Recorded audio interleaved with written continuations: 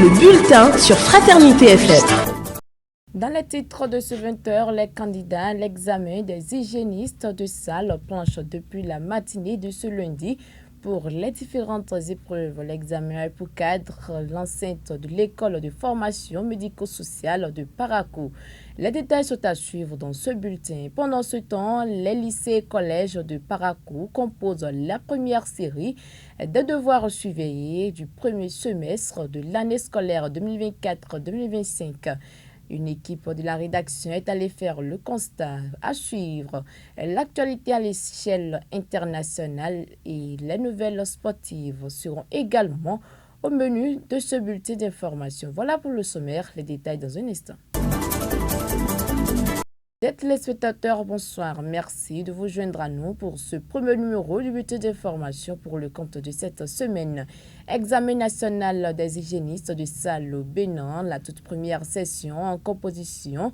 La première promotion de la filière se déroule depuis la matinée de ce lundi. Le top de la composition a été donné en présence d'une forte délégation des cadres de l'enseignement secondaire et technique. Reportage Aurel Ouissou. Ils sont au total 23 candidats, tous sexes confondus, qui planchent pour cette première session de l'examen national des hygiénistes de salle. Pour le bon déroulement de cet examen, plusieurs dispositions sont prises. L'école de formation médico-sociale de Parakou est, depuis ce matin 7 heures, le centre de déroulement de l'examen de fin de formation de la première promotion des hygiénistes de salle formés à l'UFMS de Parakou. Il y a pour cette première promotion, 23 apprenants, tous candidats à cet examen, dont 2 hommes et 21 filles. Tout s'est très bien passé déjà. La première épreuve, qui est une épreuve écrite, a eu lieu de 8h à 10h. Les surveillants étaient là à l'heure. L'équipe de supervision de la direction départementale, la représentante de la DEC, nous-mêmes, chef centre adjoint, et le coordonnateur des circonscriptions d'inspection pédagogique également du Borgou étaient de la partie pour prodiguer les conseils avérés aux candidats. Et l'examen va durer 3 jours. Il y a la phase écrite qui se passe aujourd'hui. À partir de demain, il y aura la phase pratique.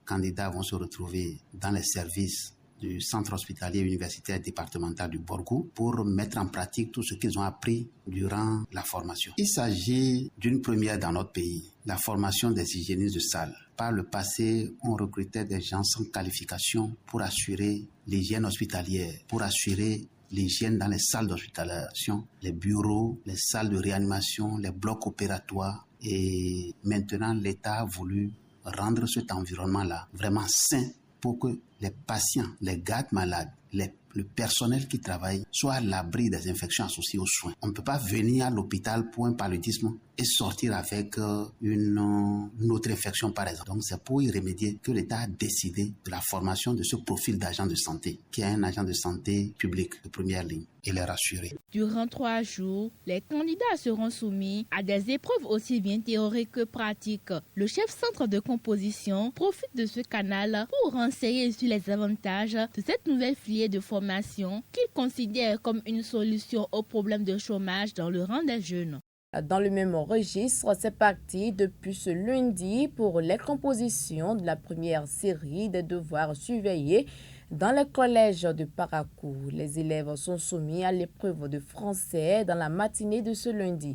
Tout se passe sans anicroche dans les collèges sillonnés par une équipe de la rédaction, notamment au collège d'enseignement général Albarika situé dans le premier arrondissement de la ville. Toutes les dispositions sont prises pour le bon déroulement de ces évaluations. Hormis un cas de malade enregistré dans le rang des apprenants, tout se déroule comme prévu. Confirmation avec Adam Yacoub Abdul Ganiou, directeur du collège d'enseignement général Albarika. Le top est bien donné et tout a bien démarré avec une très bonne organisation à la clé, compte tenu de nos effectifs pléthoriques. Alors, nous avons mis tout en place pour que les apprenants puissent composer dans de bonnes conditions. Ce matin, pour démarrer, nous avons des apprenants de promotion 4e, 3e, seconde, première et terminale qui composent. Pour le second cycle, ils composent en français. Tout a bien démarré. En dehors d'une dame qui est venue signaler un cas de maladie d'une fille de première D, en dehors de cela, nous n'avons rien enregistré de grave. Tout se passe très bien. la surveillance doit être de mise pour que nous soyons sûrs que nous avons des copies qui viennent réellement des réflexions des apprenants. Alors nous avons fait le jeu suivant, c'est que dans chaque salle, nous avons mis 2 surveillants. Et un suivant reste derrière, comme si on était dans les conditions d'examen.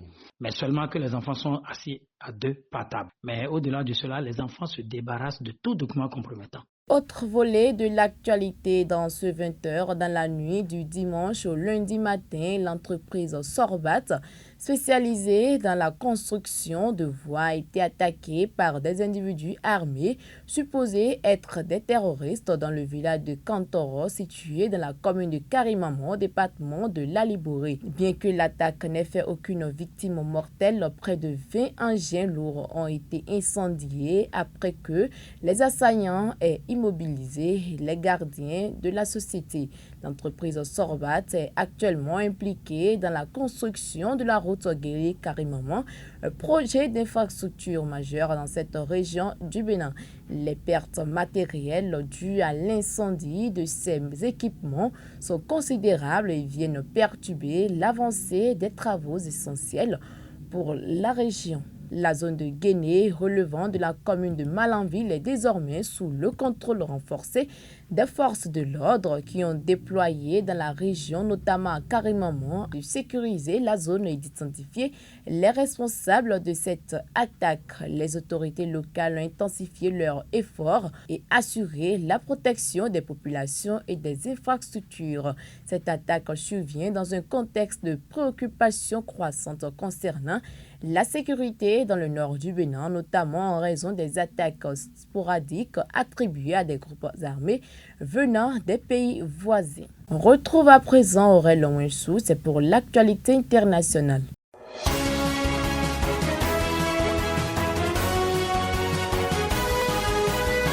Au Sénégal, le collectif de défense des droits humains a porté plainte contre l'ancien président Macky Sall. Cette plainte vise à dénoncer l'inaction des autorités face aux violences dont ont été victimes 79 femmes et jeunes filles entre 2021 et 2023. Le collectif accuse Macky Sall de graves manquements à la protection des droits fondamentaux. Par cette démarche, le collectif exige de Macky Sall de rendre des comptes pour son inaction. Ils appellent à l'ouverture d'une enquête approfondie et à la mise en place de mesures pour protéger les victimes. Pendant ce temps, en Guinée, le gouvernement guinéen démarre l'une des étapes devant mener à la fin de la transition. Le premier ministre Baouri a lancé officiellement le programme national de recensement administratif à vocation d'état civil. Il soutient que ce recensement permettra notamment de mieux cibler la politique sociale. Les autorités de transition pensent que ce recensement est indispensable car, selon elles, l'ancien fichier est à l'origine de la crise post-électorale de 2020. Les partis politiques regroupés au sein des forces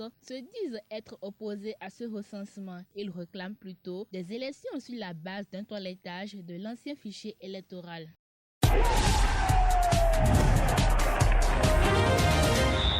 Après la trêve internationale, les Guépards ont retrouvé leur club respectif et ils ont joué au cours du week-end. Notez que Yvedon Sport de Mohamed Tidjani et le FC5 gallois se sont neutralisés 0-0. C'était hier dimanche à l'occasion de la 15e journée de la Super League titulaire. Le défenseur béninois a disputé l'intégralité de la rencontre. Yvedon Sport compte 16 points et chute à la 10e place du classement. Pendant ce temps, Ludogorets d'Olivier Verdon a concédé le nul également ce même dimanche en marge de la 6e journée de la Parva Liga. Les Verts en déplacement ont été contraints au partage des points par le CSK Sofia. Score final 2 buts partout. Absent en sélection lors de la dernière trêve pour raison de blessure. Le défenseur béninois a participé à la rencontre titulaire. Verdon a disputé l'intégralité du match et a écopé d'un carton jaune en fin de première partie. Ludogorets reste premier au classement avec 41 points et un match en moins. Et puis l'Itihad football féminin, nous sommes là de Tanger, nous sommes là en Tunisie, de Yohan Niami a été stoppé après 2 succès d'affilée à l'occasion de la 8e journée de la Ligue 1 féminine marocaine au Maroc. Donc l'Amazone et ses partenaires ont été sévèrement battus par Les féminines de FAT Union Sport furent sur le score de 4-0 titulaire au coup d'envoi. L'international béninois a disputé tout le match.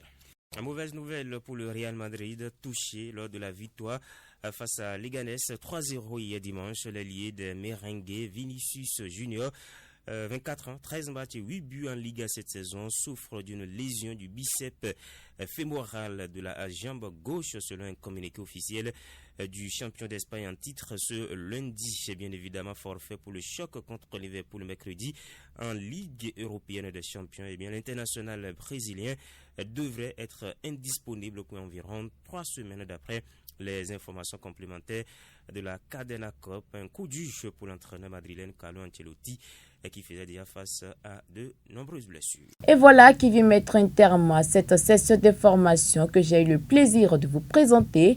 Merci à toute l'équipe de la réalisation. D'ici là, portez-vous bien.